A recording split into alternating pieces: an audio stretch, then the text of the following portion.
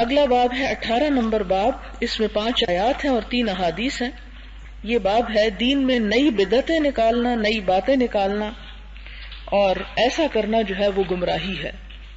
جہاں دین میں ہمیں دین کی اصل کو کم کرنے کی اجازت نہیں، وہاں اس میں بڑھانے کی بھی اجازت نہیں. یہ کیسے ہے؟ یہ اس طرح کہ مثلا دن میں اللہ تعالیٰ نے 5 نمازیں ہم پر فرض کی. تہجد کی نماز نفل ہے، اشراق نفل ہے، اوابین نفل ہے، اور بہت سے نفل ہیں، مختلف اوقات کے نفل، لیکن فرض نمازیں 5 ہیں. اب کسی کو یہ اختیار نہیں کہ وہ 5 کو 4 کر دے، اور کسی کو یہ اختیار بھی نہیں کہ 5 کو 6 کر دے. جتنا جرم ہے 5 کو 4 کرنے کا، اتنا ہی جرم ہے 5 کو 6 بنانے کا. کہ کوئی شخص اٹھ کے یہ کہے کہ 10 بجے کا ٹائم بڑا اچھا ٹائم ہوتا ہے، اور اس وقت میں بالکل فارغ ہوتی ہوں، اور اس وقت بہت عبادت میں دل لگتا ہے، اور دن چمک رہا ہوتا ہے، اور بڑا فریش ٹائم ہوتا ہے، تو میں آسانی کے ساتھ ایک نماز اور پڑھ سکتی ہوں. اور نفل کیا پڑھنے، میں اسے اپنے اوپر فرض کرتی ہوں، میں فرض کی نیت سے پڑھ لوں گی. تو ایسا کرنا کیا ہوگا؟ جرم قرار پائے گا، بغاوت ہوگا. ہاں، نفل کی اجازت ہے، آپ اینی ٹائم پڑھ سکتے ہیں، لیکن آپ کسی بھی نفل چیز کو فرض نہیں کر سکتے اپنے اوپر. اس کا اختیار اللہ تعالیٰ نے انبیاء کو بھی نہیں دیا. حضور صلی اللہ علیہ وسلم سے خطاب ہوا کہ یا ایھا النبی لم تحرم ما احل اللہ لک. اے نبی صلی اللہ علیہ وسلم، آپ اپنے لیے اس چیز کو کیوں حرام کرتے ہیں جو اللہ نے آپ کے لیے حلال کر دی. اور اسی طرح اس باب میں بھی کچھ احادیث اور کچھ چیزوں سے دیکھیں گے تو یہ مسئلہ اور کچھ واضح ہو جائے گا. پہلی آیت ہے فَمَاذَا بَعْدَ الْحَقِّ إِلَّا الضَّلَالِ، کہ حق آ جانے کے بعد گمراہی کے سوا اور کیا بچتا ہے. یعنی جب حق آ جائے، حق بات معلوم ہو جائے، تو اس کے بعد کوئی اور رستہ تلاش کرنا وہ پھر گمراہی کا رستہ ہے. جب تک انسان حق تک نہ پہنچے تو ضرور حق تلاش کرے، لیکن جہاں سے حق مل جائے وہاں پھر جم جائے. پھر اللہ تعالیٰ فرماتے ہیں ما فرطنا فی الکتاب من شیء، اس کتاب میں ہم نے کسی چیز کی کمی نہیں کی. جو دین تھا اور اصل دین تھا وہ سب کچھ ہم نے اس کتاب میں بھیج دیا، ہم نے اس میں کوئی کمی نہیں کی. پھر فرمایا فَإِن تَنَازَعْتُمْ فِي شَيْءٍ فَرُدُّوهُ إِلَى اللَّهِ وَالرَّسُولِ، کہ اگر تمہارا کسی بات میں جھگڑا ہو جائے، آپس میں اختلاف ہو جائے، تنازع ہو جائے، تو کیا کرو اس تنازع کو ختم کرنے کے لیے؟ فردوہ، اسے لوٹا دو، الی اللہ، اللہ کی طرف، والرسول، اور رسول صلی اللہ علیہ وسلم کی طرف. اور بس، اس کے علاوہ کسی کو اختیار نہیں کہ کسی اور کی بات اس میں تیسرے کی مانی جائے. ائمہ کرام، صلحاء، محدثین، مجددین، سارے کے سارے جو بھی نیک لوگ تھے جنہوں نے دین میں بڑے کام کیے، محنتیں کی، وہ سب انسان تھے. ان میں سے کسی کا مرتبہ رسول کے مرتبے کے مطابق نہیں ہے، اور نہ ہی وہ قرآن اور سنت کی نص کی جگہ لے سکتے ہیں. جہاں پر واضح حکم آ جائے گا وہاں پر ان میں سے کسی کا قول بھی کچھ حجت نہیں ہوگا. اور اگر کسی کا ایٹیچیوڈ یہ ہو کہ میں اپنے مولوی اور اپنے امام اور اپنے عالم اور اپنے بزرگ اور اپنے باپ دادا کی بات کو ترجیح دیتا ہوں اللہ اور اس کے رسول پر، تو پھر اس کا ایمان خطرے میں ہے. کیونکہ پہلے لوگ بھی یہی کہا کرتے تھے جن پر قرآن نے نقد کی، کہ جب ان سے کہا جاتا ہے کہ آؤ اس چیز کی طرف جس کی طرف اللہ بلاتا ہے، تو وہ کہتے بل نتبع ما الفینا علیہ آباءنا، ہم تو اس کی پیروی کریں گے جس پر ہم نے اپنے باپ دادا کو پایا ہے. تو اللہ تعالیٰ پوچھتے ہیں اولو کان آباؤہم لا یعقلون شیئا ولا یہتدون، کیا پھر بھی یہ باپ دادا کے پیچھے چلیں گے اگرچہ ان کے باپ دادا کچھ بھی عقل نہ رکھتے ہیں اور کچھ بھی ہدایت نہ پاتے ہوں. پھر یہاں پر اگلی آیت میں ہے اللہ تعالیٰ فرماتے ہیں وَأَنَّ هَذَا صِرَاطِي مُسْتَقِيمًا، اور بے شک میرا راستہ یہ سیدھا ہے، فَاتَّبِعُوهُ، پس پیروی کرو اس کی، وَلَا تَتَّبِعُوا السُّبُلَ، اور نہ تم پیروی کرو مختلف رستوں کی، فَتَفَرَّقَ بِكُمْ عَنْ سَبِيلِهِ، تو وہ جدا کر دیں گے تم کو اس اصل رستے سے. کہ اللہ کا رستہ بس ایک رستہ ہے، اگر تم ادھر ادھر گھومتے پھرتے رہے تو اصل رستے سے ہٹ جاؤ گے، اصل منزل تک نہیں پہنچ سکو گے. اور پھر اللہ تعالیٰ ہی نے فرمایا قل ان کنتم تحبون اللہ فاتبعونی، کہہ دو کہ اگر تم اللہ سے محبت کرتے ہو تو آؤ میرا اتباع کرو. یعنی اللہ کی محبت کو ثابت کرنے کا جو ذریعہ ہے وہ صرف ایک ہے، اور وہ ہے رسول اللہ صلی اللہ علیہ وسلم کی اتباع میں. جو شخص محبت کے ایسے طریقے ایجاد کرتا ہے جو اللہ کے رسول صلی اللہ علیہ وسلم کی سنت میں نہیں ملتے، اللہ تعالیٰ کو وہ قبول ہی نہیں ہے. اللہ تک پہنچنے کا رستہ نبی صلی اللہ علیہ وسلم کے ذریعے ہی ہو کر گزرتا ہے. تو اگر تم ایسا کرو گے تو پھر کیا ہوگا؟ یحببکم اللہ، محبت کرے گا تم سے اللہ، ویغفر لکم ذنوبکم، اور بخش دے گا تمہارے لیے تمہارے گناہوں کو. اس میں جو احادیث ہیں وہ میں آپ کے سامنے رکھتی ہوں. پہلی حدیث ہے حضرت عائشہ سے رضی اللہ تعالی عنہا قالت قال رسول اللہ صلی اللہ علیہ وسلم من احدث فی امرنا ھذا ما لیس منہ فہو رد، کہ جس شخص نے دین میں ایسی بات ایجاد کی جو دین نہیں ہے وہ مردود ہے. ما لیس منہ، یہاں اب غور کرنے کی بات ہے، اس بات کو بہت احتیاط سے سمجھنے کی ضرورت ہے. اس معاملے میں لوگ افراط اور تفریط کا شکار ہو جاتے ہیں. وہ کس طرح؟ وہ اس طرح کہ بعض لوگ ہر چھوٹی بڑی بات کو بدعت کہنے لگتے ہیں، اور بعض لوگ جو دل چاہتا ہے اسے دین کے نام پر کرتے ہیں، اسے دین سمجھ لیتے ہیں. تو دونوں انتہائیں ہمارے معاشرے میں موجود ہیں. اب مثال کے طور پر آپ دیکھیں کہ اس مسئلے کو آپ یوں سمجھ سکتے ہیں کہ الاصل فی الاشیاء الاباحہ، کہ تمام کام کرنا جو ہے وہ جائز ہیں، درست ہے. صرف وہ کام ناجائز ہیں یا غلط ہیں جن کو قرآن یا سنت نے آ کر غلط کہہ دیا. ہر طرح کے کھانے حلال ہیں سوائے ان کے جن کے نام لے دیے گئے. اسی طرح اور بھی بہت سے کام، مثلا میں اٹھوں کہ نہ اٹھوں، بیٹھوں کہ نہ بیٹھوں، ادھر دیکھوں کہ نہ دیکھوں، ادھر دیکھوں کہ نہ دیکھوں، یہ سب کچھ کیا ہے؟ میرے اختیار پر چھوڑ دیا گیا. یہ سب درست ہے سوائے اس کے کہ جب میں دیکھوں تو یہ دیکھوں کہ جس چیز کی طرف میں دیکھ رہی ہوں وہ چیز دیکھنا میرے لیے حلال ہے یا حرام ہے.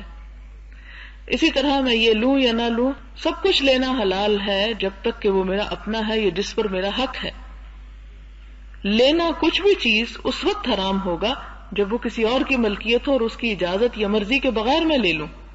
مثلا گوشت کھانا حلال ہے اور اس میں کوئی پابندی نہیں ہے، لیکن اگر وہ کسی اور کا حق ہے تو وہ میرے لیے حرام ہے جب تک کہ وہ اجازت نہ دے. اسی طرح دین کے معاملے میں جب بدعت کی بات کو سمجھنے کا موقع آتا ہے تو وہاں پر بھی یہ شرط سمجھنا ضروری ہے کہ دین کے معاملے میں، عبادات کے معاملے میں نئے طریقے ایجاد کرنا غلط ہے، دنیا کے معاملے میں نہیں. مثلا آپ نیلا رنگ پہنے یا پیلا پہنے، یہ سب جائز ہے. نیلا بھی پہن سکتے ہیں، پیلا بھی پہن سکتے ہیں، لال بھی پہن سکتے ہیں، کالا بھی پہن سکتے ہیں، کسی میں کوئی ممانعت نہیں ہے.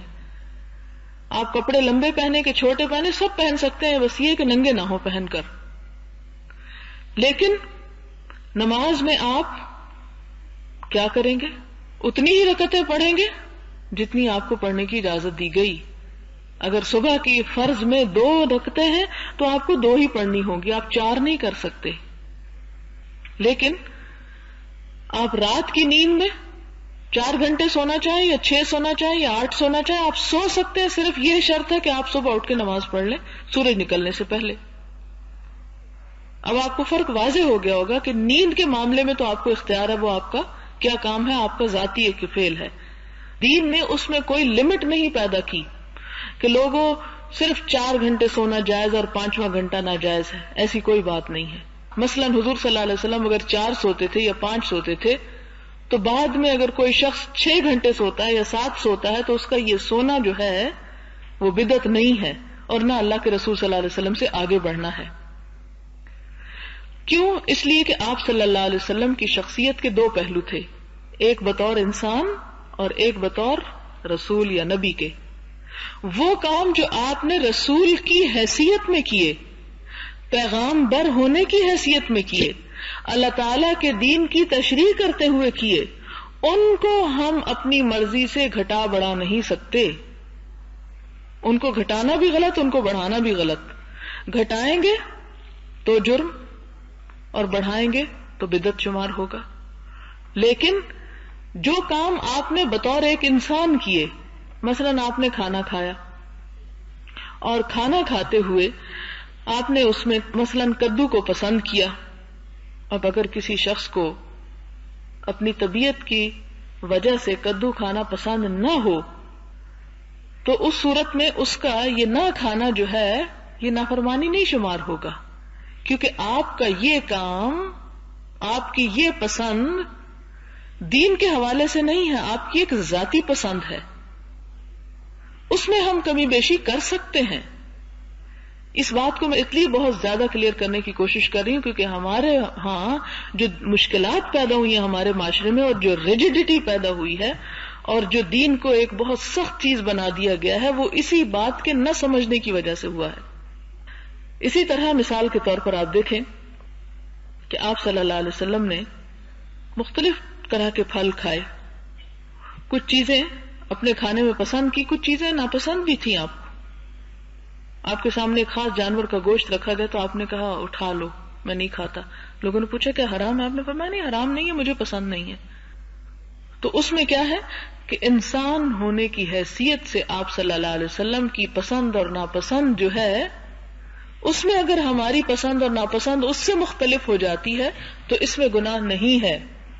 لیکن رسول ہونے کی حیثیت سے آپ صلی اللہ علیہ وسلم نے جو چیزیں ہمیں دی ہیں، جو چیزیں ہمیں سکھائی ہیں، جن چیزوں پہ چلنے کے لیے ہمیں کہا ہے، اس کو نہ ہم کم کر سکتے ہیں نہ ہم زیادہ کر سکتے ہیں. اس میں ہماری پسند ناپسند تو رہ ہی نہیں جاتی. اس کو نہ ہم بڑھا سکتے ہیں نہ ہم گھٹا سکتے ہیں. بڑھانے والے بھی مجرم، گھٹانے والے بھی مجرم، وہ چیز ناجائز ہو جاتی ہے. مثلاً آپ صلی اللہ علیہ وسلم نے اپنے علاقے کے دستور کے مطابق عبایا پہنا یا تہمت باندھا یا قمیص پہنی، تو اب یہ کیا تھا؟ آپ کے علاقے کا دستور تھا. آپ نے بطور نبی وہ سب کچھ نہیں پہنا، آپ کا وہ لباس اس وقت بھی تھا جب آپ نبی نہیں تھے. اسی طرح اگر کوئی پاکستان کا رہنے والا شلوار پہن لیتا ہے تو وہ بدعت نہیں کرتا، اور کوئی اس کو یہ نہیں کہہ سکتا کہ تم ایسا کیوں کر رہے ہو، نبی صلی اللہ علیہ وسلم نے تو شلوار نہیں پہنی مثلا.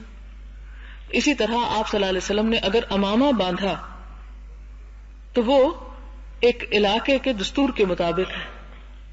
اب اس کا یہ مطلب نہیں کہ ایک انگلینڈ میں رہنے والا شخص بھی لازمی طور پر امامہ باندھے یا تہمت پہنے، کیونکہ وہاں کا وہ کلچر نہیں ہے.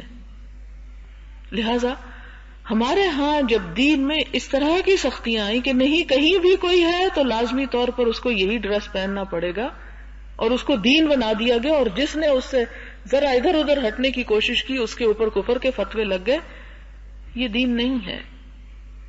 سمجھنے کی بات یہ ہے کہ اگر آپ صلی اللہ علیہ وسلم نے فجر میں 4 رکعتیں پڑھی، 2 سنت اور 2 فرض، تو ہم اس میں 3 فرض نہیں کر سکتے، 1 نہیں کر سکتے، 4 نہیں کر سکتے.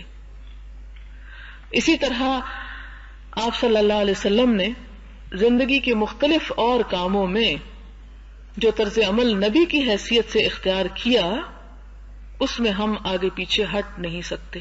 مثلا زکوٰۃ کا نصاب آپ نے مقرر کر دیا، وراثت کی تقسیم میں وارثوں کے حصے قرآن نے اور سنت نے مقرر کر دیے، وہ ہم اپنی مرضی سے قطعاً بدل نہیں سکتے، آگے پیچھے نہیں ہو سکتے. آپ صلی اللہ علیہ وسلم نے جو احکامات اس طرح کے دیے کہ جس میں کسی کام کے کرنے کا حکم ہے یا کسی کام سے روکا گیا اور وہ آپ نے بطور نبی کیے یا ایسا کہا یا کیا، تو وہ کیا ہے؟ ہمیں ویسا ہی کرنا پڑے گا، اور ایسا کرنا سنت ہے. اب مثال کے طور پر آپ کو یاد ہوگا وہ واقعہ کہ جب مدینہ میں آپ صلی اللہ علیہ وسلم تشریف لائے تو اہل مدینہ جو تھے وہ کھجوروں کو پیوند لگاتے تھے، اور شاید آپ نے اس سے روکا تو اس کے بعد فصل جو تھی وہ کم آئی. تو لوگوں نے کہا کہ اللہ کے رسول صلی اللہ علیہ وسلم آپ نے اس طرح بتایا تھا اور ہمارا یہ نقصان ہوا ہے. تو آپ نے فرمایا وہ تو میں ایک انسان بھی ہوں، اور تم اپنی دنیا کے امور مجھ سے زیادہ بہتر سمجھتے ہو. یعنی دنیا کے جہاں تک امور کا تعلق ہے اس میں مثال کے طور پر ہم ڈاکٹر بنے کہ نہ بنے، اور اگر کوئی شخص یہ کہے کہ نبی صلی اللہ علیہ وسلم تو ڈاکٹر نہیں تھے، ہم کیسے بن سکتے ہیں، تو یہ بات غلط ہوگی. دیکھنا یہ ہے کہ کیا آپ نے لوگوں کے علاج کرنے کو منع فرمایا یا اس کو برا سمجھا؟ نہیں، برا نہیں سمجھا، کہیں نہیں منع. تو پھر اصول کیا ہوا؟ الاصل فی الاشیاء الاباحہ، کہ ہر چیز کی اصل اور بنیاد کیا ہے؟ جائز ہے، کرو کرو کرو. ڈاکٹر بھی بنو، انجینئر بھی بنو، سائنٹسٹ بھی بنو، جو کچھ بن سکتے ہو بنو. صرف وہ نہیں، چور نہیں بن سکتے، ڈاکو نہیں بن سکتے، کچھ اور نہیں بن سکتے. کیا؟ جس کے بارے میں آپ صلی اللہ علیہ وسلم نے منع فرما دیا کہ یہ نہیں کر سکتے تم. تو اسی طرح مثال کے طور پر نماز کے آپ نے طریقے بتا دیے کہ آپ کھڑے ہوں گے، کھڑے ہو کر یہ پڑھنا ہے، رکوع میں یہ پڑھنا ہے، پھر کھڑے ہو کر یہ پڑھنا ہے، پھر سجدے میں یہ پڑھنا ہے، پھر 2 سجدوں کے درمیان یہ پڑھنا ہے، پھر سلام پھیرتے ہوئے یہ پڑھنا ہے. تو ان معاملات میں ہماری اپنی کوئی چوائس نہیں کہ ہم کہیں کہ نہیں میں کھڑے ہو کے درود شریف پڑھ رہی ہوں اور بیٹھ کے الحمد پڑھ لوں گی. یہ ترتیب ہم نہیں بدل سکتے، ایسا کرنا غلط ہوگا. اور جو اس میں تبدیلی کرے گا اور کوئی نیا طریقہ ایجاد کرے گا وہ کیا ہو جائے گا؟ وہ بدعت ہو جائے گا. اب اس میں مثال کے طور پر آپ دیکھیں کہ بہت سی ایسی چیزیں ہیں جو ہم عبادت سمجھ کر کرتے ہیں، نیکی سمجھ کر کرتے ہیں، لیکن نبی صلی اللہ علیہ وسلم نے نہیں کی، وہ بدعت ہے.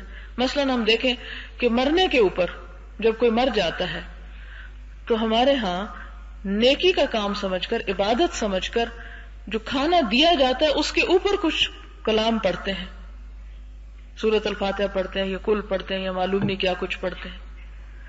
اب اس کو کیا سمجھ کے ہم کر رہے ہیں کہ یہ دین ہے، ایک نیکی کا کام. ویسے آپ بے شک ذکر کریں، آپ پڑھتے رہیں، پورا قرآن پاک پڑھ کے آپ پھونک لیں کسی چیز پہ، کھا لیں، کوئی حرج نہیں. آپ سورۃ فاتحہ پڑھ کے دم کر کے کھا لیں، کوئی حرج نہیں. لیکن اس مخصوص موقع پر کھانے کے اوپر دم کر کے یا اس کے اوپر پڑھ کر دینے کو درست سمجھنا اور نہ پڑھنا کو غلط سمجھنا، یہ بدعت ہو جاتا ہے. اس لیے کہ نبی صلی اللہ علیہ وسلم نے مرنے کے بعد یوں کھانے کے اوپر دم کر کے یا پڑھ کے کوئی چیز تقسیم نہیں کی تھی. ہم نے اس کو ایک رواج بنا لیا، اس کو دین کا حصہ بنایا. دنیا سمجھ کے آپ کرتے رہیں، آپ بے شک کھانا کھلائیں، 2 کو نہیں، 3 کو نہیں، 20-40 کو کھلائیں، 100 کو کھلائیں، غریبوں کو کھلائیں، امیروں کو کھلائیں. آپ کا کھانا ہے، جس کو مرضی کھلائیں، آپ کو کوئی نہیں پوچھے گا.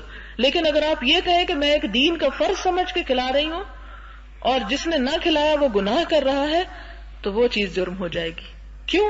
آپ لوگوں کو ایک ناجائز پابندی میں جکڑ رہے ہیں، ایک بوجھ ان کے اوپر ڈال رہے ہیں، وہ چیز ان پہ فرض کر رہے ہیں جو اللہ اور اس کے رسول صلی اللہ علیہ وسلم نے فرض نہیں کی. آپ اپنی ذاتی زندگی میں بہت سی چیزوں میں آزاد ہیں. مثال کے طور پر آپ دیکھیں کہ ہمارے ہاں ایک درود شریف تو وہ ہے جو نبی صلی اللہ علیہ وسلم نے خود سکھایا، اور کچھ وہ ہے جو ہماری کتابیں بھری پڑی ہیں.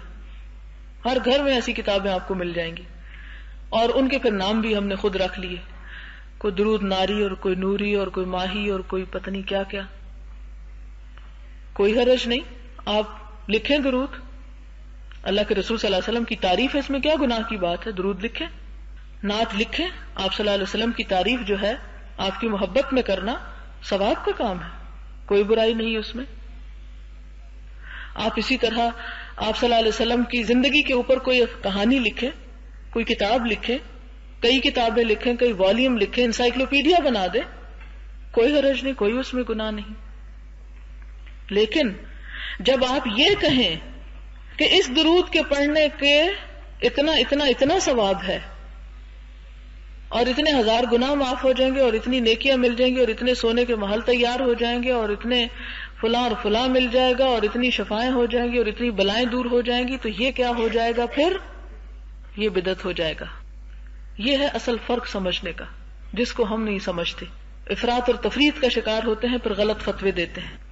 اب مثال کے طور پر کسی نے مجھے ایک کاغذ لا کر دیا، اس میں کوئی درود لکھا ہوا تھا اور درود کم تھا اور اس کی جو خصوصیات تھی وہ اس سے دگنی تھی، اور ان خصوصیات میں دنیا کی کوئی بات نہیں چھوڑی گئی تھی کہ اگر آپ یہ پڑھ لیں تو یوں لگتا ہے جیسے وہ ایک دفعہ پڑھنے سے دنیا اور آخرت کے سارے مسئلے حل ہو جائیں.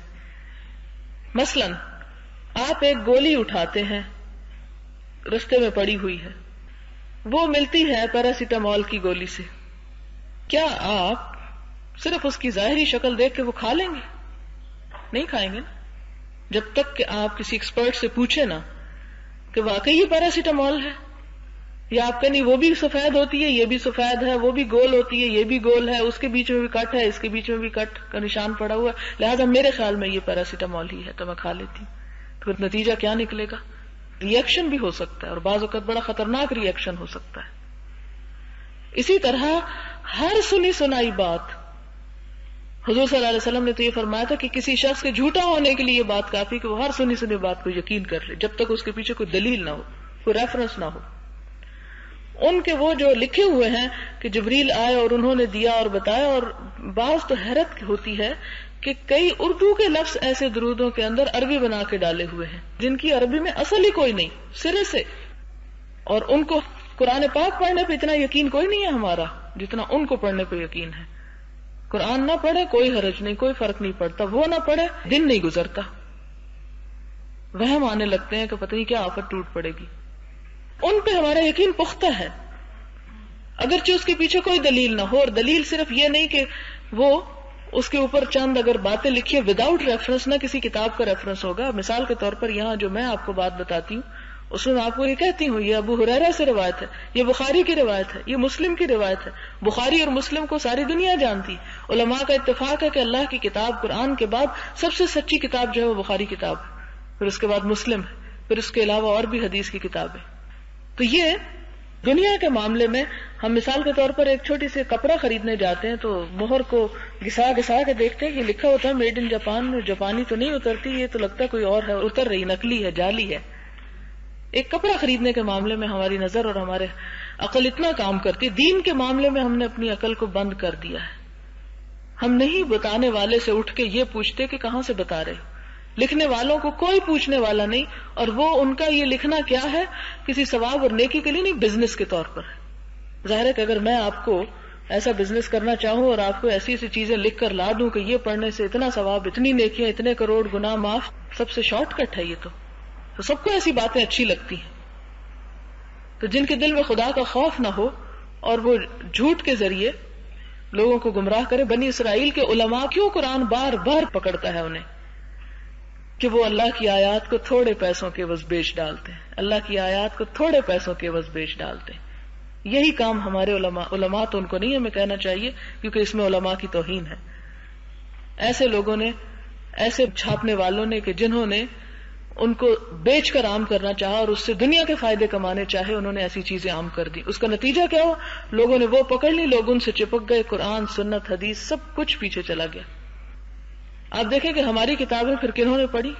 غیر مسلموں نے پڑھی. حدیث کی کتاب ہے، شاید پہلے بھی میں نے آپ سے ذکر کیا تھا، مسند احمد بن حنبل کی کتاب ہے مسند احمد، جس کا حوالہ کئی دفعہ میں دیتی ہوں. 30,000 حدیثیں اس میں جمع ہیں. مارگولیت ہے، ایک اورینٹلسٹ ہے، اس نے 2 بار یہ کتاب پڑھی ہے. آپ میں سے کسی نے کتنی بار پڑھی ہے؟ یہ شاید دیکھی بھی نہ ہو.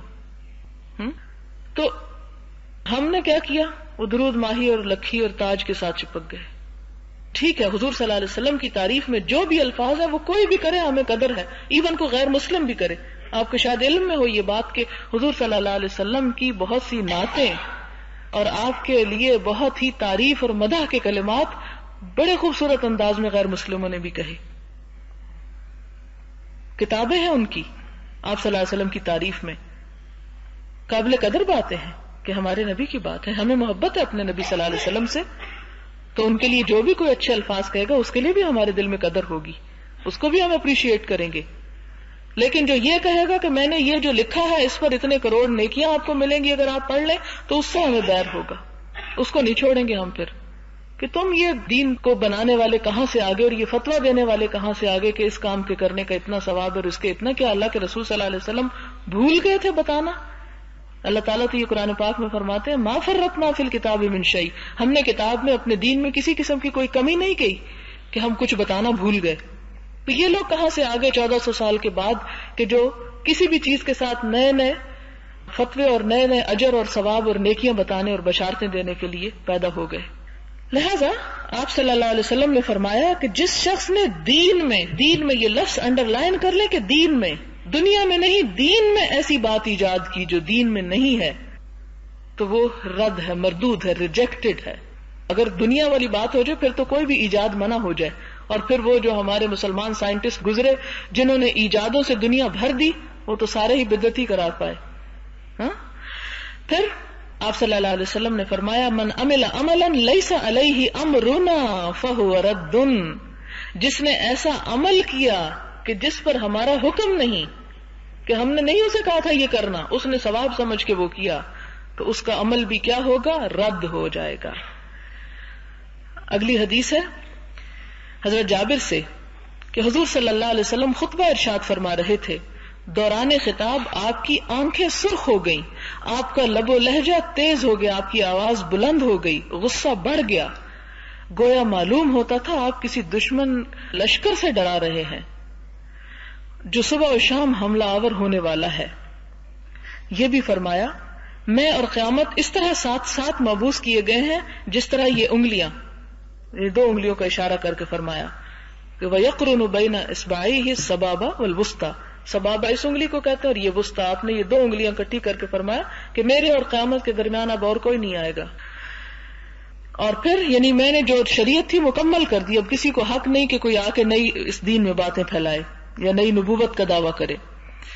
اور فرمایا حمد و صلات کے بعد سنو کہ بہتر کلام اللہ کی کتاب ہے اور بہتر راہ محمد صلی اللہ علیہ وسلم کی راہ ہے، اور بدترین بات وہ ہے جو دین میں گھڑی جائے، دین میں نیا کام نکالا جائے، یعنی بدعت، اور ہر بدعت گمراہی ہے.